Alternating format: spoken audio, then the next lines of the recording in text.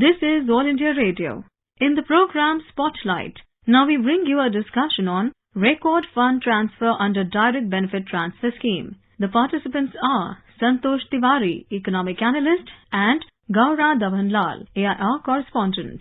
Mr. Santosh Tiwari, welcome to our program. Thank you for taking time out to speak with us. Today our conversation is, Santosh, going to be linked very closely, in fact being centered around the Direct Benefits Transfer Scheme. I think the last 2 years, over a period of the last 24 months, we have seen a record amount of 12.5 lakh crore rupees go through the DBT, which is about 44% of the cumulative DBT transfer since 2014. So beginning with, just to get a sense of it, what are the areas in which these direct benefits transfer go and to whom? Starting from very initial development of direct benefit transfer and Aadhaar being at the core of this whole direct benefit transfer. So when it all started, the government just wanted to weed out fake beneficiaries, and they wanted to reach directly to all the beneficiaries across the country, whether it was Vridha pension, whether it was scholarship for girls, whether it was PDS, which is public distribution system, whether it was fertilizer subsidy, any kind of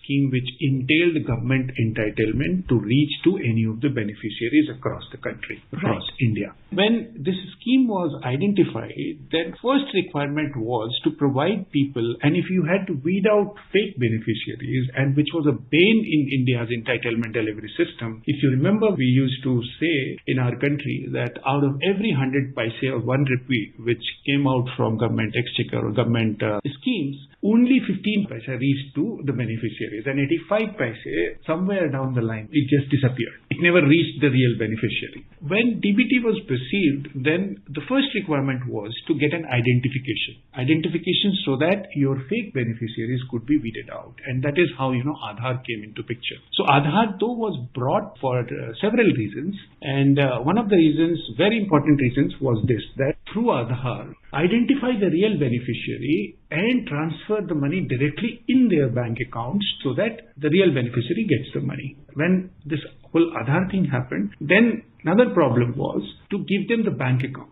Getting bank account was a big problem in this country because they didn't have most of the people in rural areas and other areas didn't have any address which the bank were accepting. Now what Aadhaar did was it fulfilled this particular thing, but the banks had to open these accounts. So until it was a government level scheme, central government level scheme or state government level scheme under which banks had to open these accounts, that particular thing was not to happen. So when this PM Jan Dhan Yojana came, these Jan Dhan accounts, which are basically zero balance accounts, those were opened for any beneficiary under any government scheme. So that's how these Jan Dhan accounts came into picture. Even after meeting these two requirements, which was your identification, which would allow you to open a bank account, the third reason why there was a problem in actual disbursement of these money and utilization of these benefits was that the banks were not there in rural areas. So even though the beneficiaries would have got money in their accounts,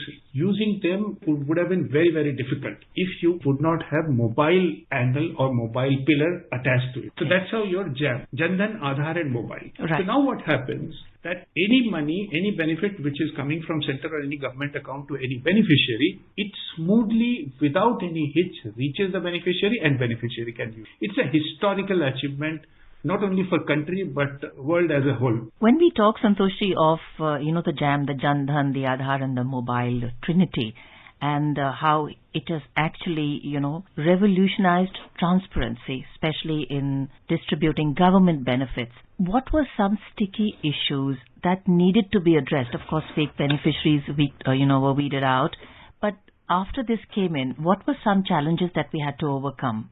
Biggest challenge which was there in this scheme or implementation of this scheme was integration of all the schemes and integration of the state level machinery with the central government machinery. That was a big challenge. But once that started happening, because even if there is a state level scheme or even if there is a scheme from which a part of money or the whole money is coming from central government, For the state government also, it was equally important that the benefit reaches to the real beneficiary in a manner which is very, very simple and smooth and easy. So that coordination happened. So initially, when the policymakers were in the process of implementing DBT, the biggest question was that how to integrate, how all this coordination will happen. But once it started happening, it has happened in a jiffy. That was first. The second was that even if you implement this DBT architecture through Aadhaar and integrate the whole central level and state level machinery, if you do not have a module, if you do not have a system through which the benefits go in the rural areas in the hands of the real beneficiaries, it is not going to work. Because most of the banks are not there present in a way which could, ensure DBT at the very ground level through physical banking in rural areas. So two schemes were identified for that. One was, and you would see that there are banks which are sending their people with those machines which give people money in rural areas with the help of Aadhaar. So that was one thing which was seen as a solution. But we have gone beyond. Now everybody has a mobile, and the way India has digitized, especially during the COVID times in the last 2 years, there are people, and I'm not talking about DBT beneficiaries, but even among DBT beneficiaries, there are people who do not use cash today. So this whole mobile-based transaction took care of the second problem which I'm talking about, that even if the money reaches the bank accounts, how will the beneficiaries use that money? Now mobile is allowing you that particular facility to use your money in a very simple and easy manner. So I could see these two impediments which could have come in a major way in the implementation of DBT, but the way government and the whole machinery both at the state level and central level have coordinated and implemented this whole direct benefit transfer scheme, it has become example for all other areas of government digital public infrastructure to replicate. And you could see that this whole DBT architecture is getting implemented in different areas of public service delivery. Right, Santoshi, when you talk of,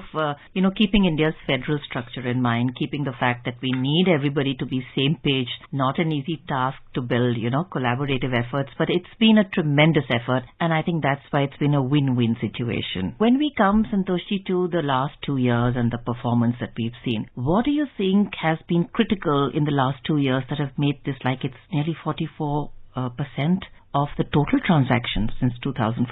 See, it's not only in DBT. If you look at implementation of different government schemes in different areas, 3 things have happened, and it's quite noticeable. You just can't miss this.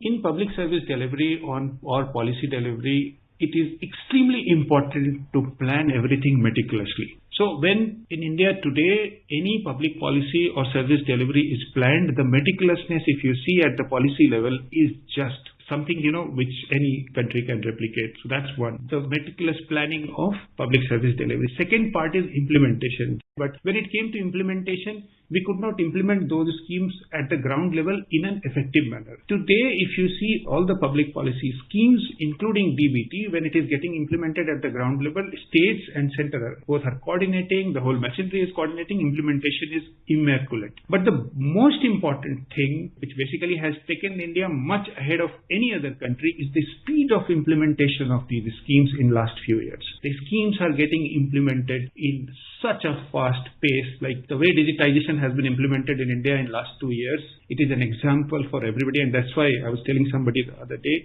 that India is planning to become a developed country in 2047. But in terms of digitization, in terms of DBT, in terms of public service delivery, India has gone much ahead of developed countries even now. So the speed of implementation is one thing which has been a game changer in last 2 years, Corinne. And the point is so valid because we've always struggled with saying speed, saying we are a large country, lots of people, the last mile delivery, I think percolating down to the last mile level. And the speed, it's happened with the fiber optical speed seamlessly. And that is, You're right, very creditable. When we talk again, Santoshi, now coming to DBT, it is right now we have a part of the PDS in some states, MGNREGA benefits and LPG subsidies. So what are the complete gamut that can actually the DBTs can take over all those? The total number of schemes, I think it's over 310. And if anybody who is interested in having a closer look at the gamut of DBT schemes, there is a website of Government of India which is DBT Bharat, and which in its first page itself lists that there are now currently 310 schemes which are under DBT. These fall under 53 ministries. And you name any Ministry of Women and Development, Women and Child Affairs, Ministry of Fertilizer, Ministry of Finance, Ministry of Rural Development, Ministry of Agriculture, Ministry of Science and Technology. Any ministry today in this country, whether it is state or center, it is unimaginable to think that anything, a government service or government entitlement would be delivered outside this space, which is direct benefit transfer. The architecture would remain the same. So anybody who has to get government entitlement or to become a beneficiary of any government scheme, whether it is Vridha pension or girls scholarship or any benefit that is available under any of the government schemes, DBT is the route which everybody needs to take. And now you have easy pillars which you have in your hand, and these are Aadhaar everybody has in this country today, and Jan Dhan account, it is so easy to open now. The other day, I had to open an account through post office, and it just happened through Aadhaar verification. So it has become that easy. When we talk of grievances, there are lots of people DBT scheme is touching. There are bound to be issues. Is there a common platform where help can be taken, grievances can be addressed? It's basically any grievance which you have to take. There are areas or several, windows which have been provided by the government. DBT in itself, you can directly approach the government, you can directly write to the government. At the local level also, at the district level also, there are grievance redressal mechanism. But today, you can directly write to even Prime Minister's office. There are windows, there are spaces where you can easily directly through your digital mode, you can approach them. But the best way today is to approach the DBT window or the local level officials.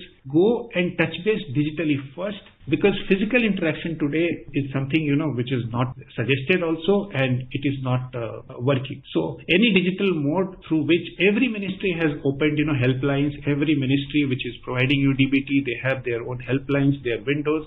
Anybody can digitally, through mail or through phone or through anything, can reach to the government and getting addressed. Things are happening at a right pace, Gaurav. Santoshji, government had recently launched sometime back the e-Rupee. And do you see a synergy between the e-Rupee and the DBT system? It's a work in progress.